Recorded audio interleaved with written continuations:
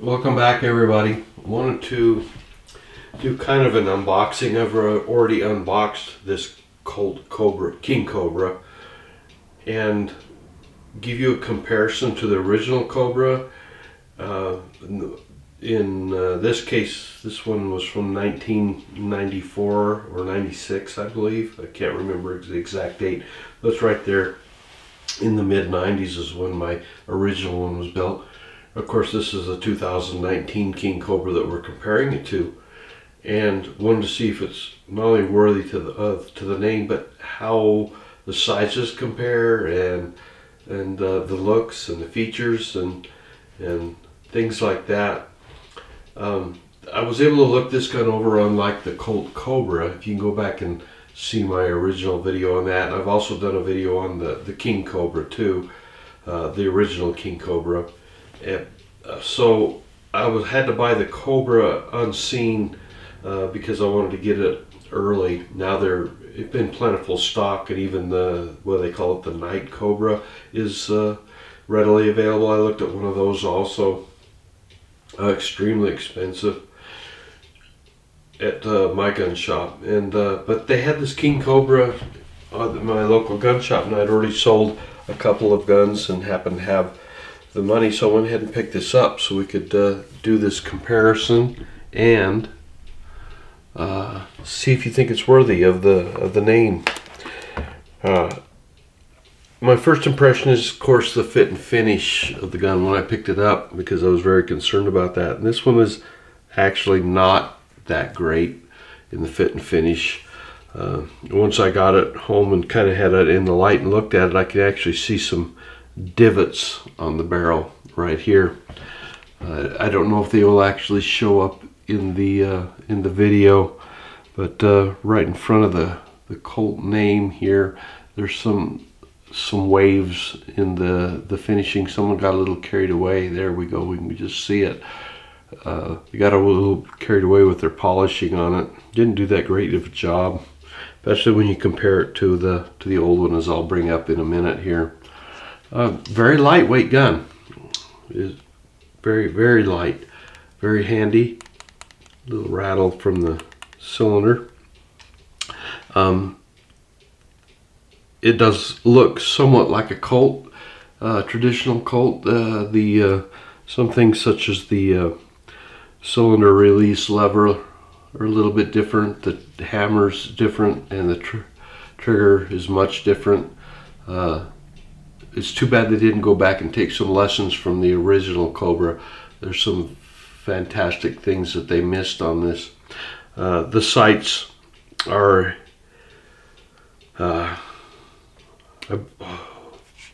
believe they are replaceable. They got a little screw in the end of the barrel, and I hope so, because I'd like to replace these sights. I am not a fan of the brass bead on these sights. You get that in sunlight, and that just reflects, and it can actually blind you in bright sunlight.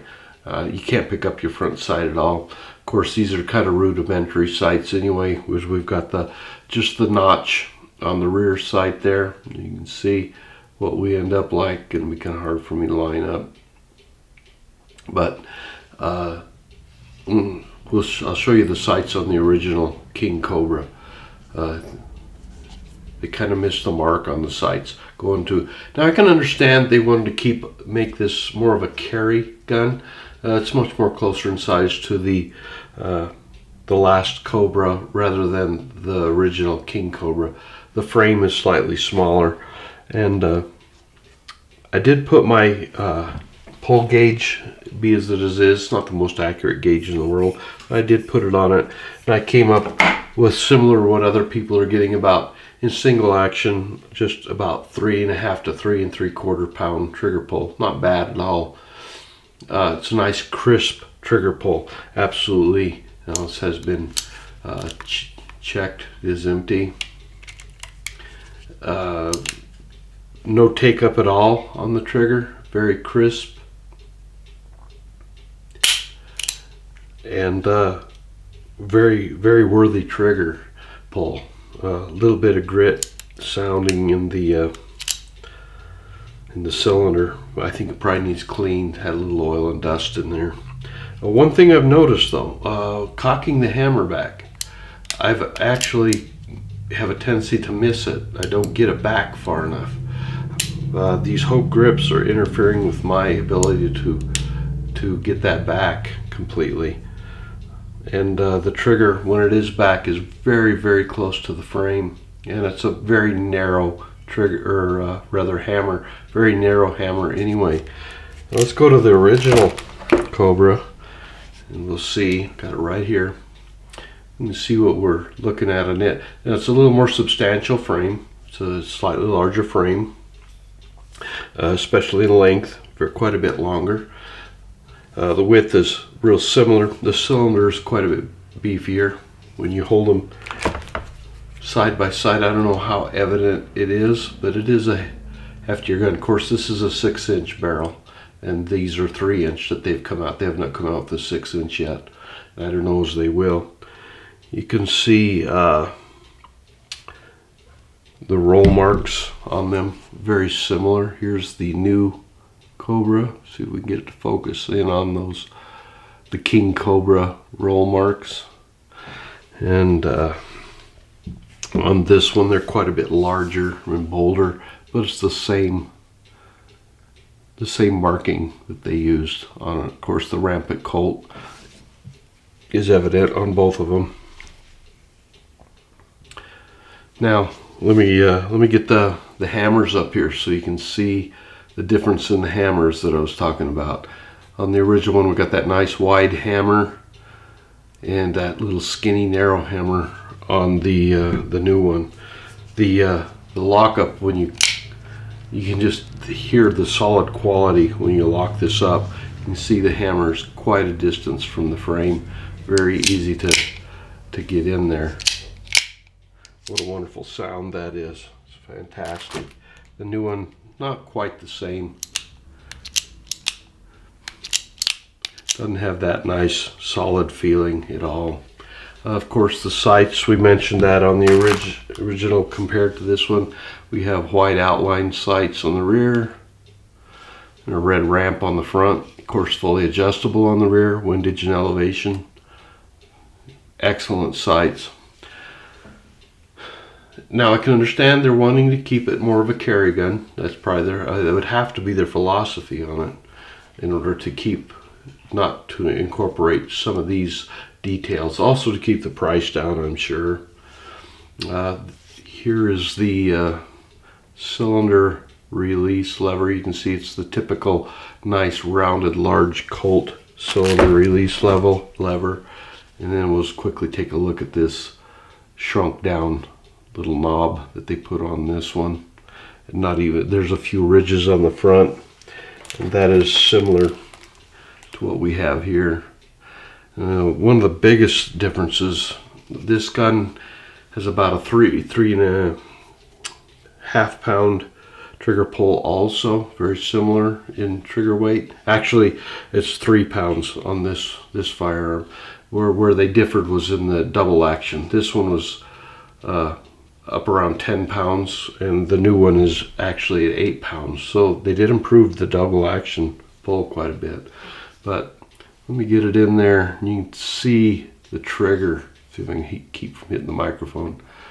See how wide and flat and serrated that trigger is? That is just the feeling between the two triggers on your finger is just tremendous. Here's the trigger, the little narrow trigger on this one. Not a good feeling at all. It's not bad, it's well rounded and smooth, but it is not a comfortable feel on the trigger. The double action on the original King Cobra actually feels lighter than that gun. It's smoother and crisper, and with the wide flat trigger it actually feels lighter than the new one, if not the same. That little skinny trigger just bites into your finger and makes it feel like you're doing more work than you actually are. So at the price point these are at right now, I would wait for sure and wait for them to come down when they're more popular out there on the shelves. Let them get down another 50 bucks or so before you pay MSRP on it, or even over. Some of the gun sites are carrying them $30, $40, $50 over what the MSRP is, just because, well, the Colt collectors like myself are going to be going out there and snapping them up right off the bat, getting these early lower serial numbers and getting one in the collection. So that's why I bought one, simply because I collect Colts and I want to keep my collection up to date on them. And if I needed it for a firearm self-protection gun, would I buy it? I think I would be just as well off with a Ruger or a Smith & Wesson. I don't know if this approaches Smith & Wesson in quality, actually, on this newer version. In fact, I feel like I'm holding more of a Taurus. I hate to say it when I'm holding this gun, and the fit and finish of it. The ripple marks in the barrel finish, just it's almost disgusting in a manner of speaking.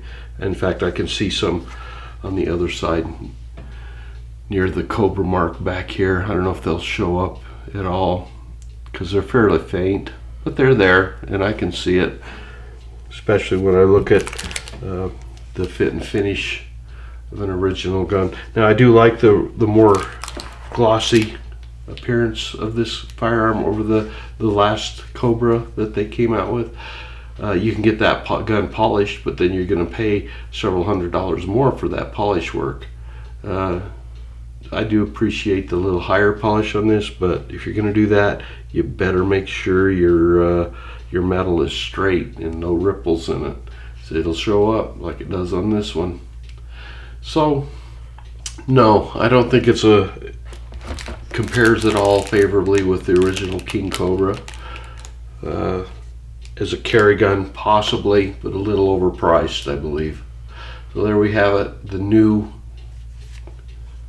Colt King Cobra of 2019 compared to the 1996 version, I believe is what that is, if I remember right. Now, I do believe the Colt Cobra grips will interchange, and if they do, I'm probably going to switch out to these Z grips that I've got for the other Cobra, and that I put wood grips on. So we will find out. I'm pretty sure they do interchange. These grips simply just are too far down for my finger in this underneath the trigger area, and these will cure that problem. They're quite a bit shorter up in that area. So there we have it. Thanks for watching, and we'll be back next time with some more interesting firearms.